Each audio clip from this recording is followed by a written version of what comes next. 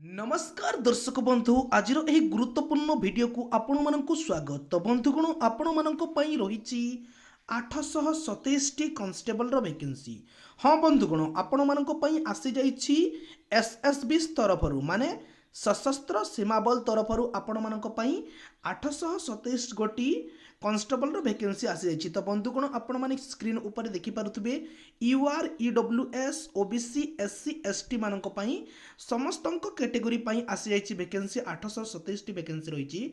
तो को प्रकार रो आपण मानकर कॉन्स्टेबल वैकेंसी रहिछि आपण माने देखि परिबे।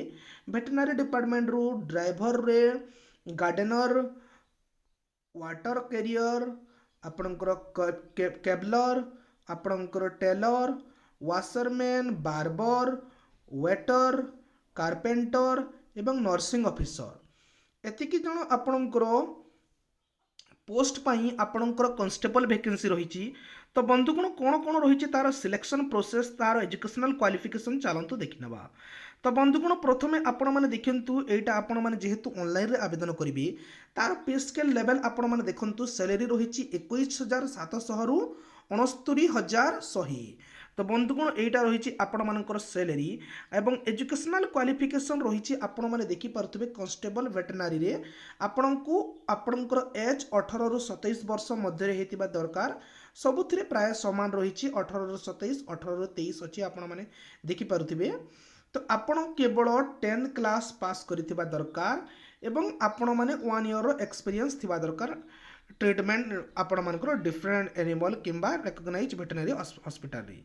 तो बंधुगण आपण माने देखिले कि आपण 10th क्लास पास करथिले आपण माने मैट्रिकुलेशन आपण मानकर देखंतु लिखाइछि आपण माने 10th क्लास पास करथिले आपण माने एई पदवी पई एलिजिबल होचंती जहा कि आपण माने अप्लाई करि परिबे। एवं फॉर्म टिको मु टेलीग्राम ग्रुप रे छाडी देबी आपण माने चाहिए निश्चित भाव में निजे जाई कि मध्य पढ़ी पारिबे। तो देखि पारुथिबे कांस्टेबल नर्सिंग रे मध्य रही आपणकर 10th पास रही।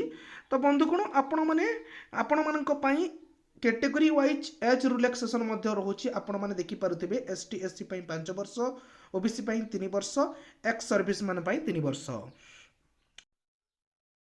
तो बंधुगण आपण माने देखंतु कि कांस्टेबल वैकेंसी पाई जो फिजिकल एफिशिएंसी टेस्ट अच्छी एवं फिजिकल स्टैंडर्ड टेस्ट अच्छी जहाँ कि सिलेक्शन प्रोसेस रही आपण माने देखि पारुथिबे सबु कांस्टेबल वैकेंसी पाई रही 4.8 किमी रेस इन 24 मिनिट।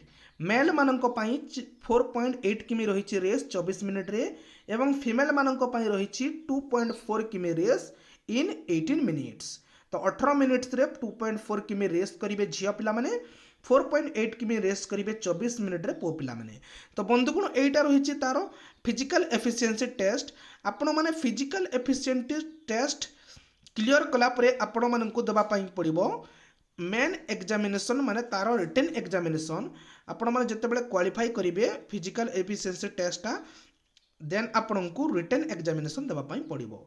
तो आपण माने देखि परथिबे रिटन एग्जामिनेशन दबा पई पड़िबो सीबीटी मोड रे आपण जो कांस्टेबल पाई अप्लाई करिवे सेही कांस्टेबल हिसाब रे आपण मानकर क्वेश्चन आसीबो आपण माने अप्लाई करिवे। आउ अधिक किछि जानिया पई चाहुतले बंधुगण टेलीग्राम ग्रुप रे जॉइन करंतु जहा फल रे मु ए डॉक्यूमेंट को सेंड कर देबी आपण माने ए डॉक्यूमेंट को पढी कि मध्य सब इन्फॉर्मेशन पाई परिबी। तो बंधुगण एइथिला आपण मानक पई गोटे बड़ इन्फॉर्मेशन जदि वीडियोटी भल लागि ताइल निश्चित भाव चैनल को सब्सक्राइब करंतु एवं एमितिका जॉब वैकेंसी रो एडवर्टाइजमेंट विषय रे जॉब नोटिफिकेशन जानिया आम चैनल को निश्चित भाव में सब्सक्राइब करके वीडियो गोटे लाइक और फैमिली फ्रेंड्स सहित शेयर कर दिंतु। धन्यवाद।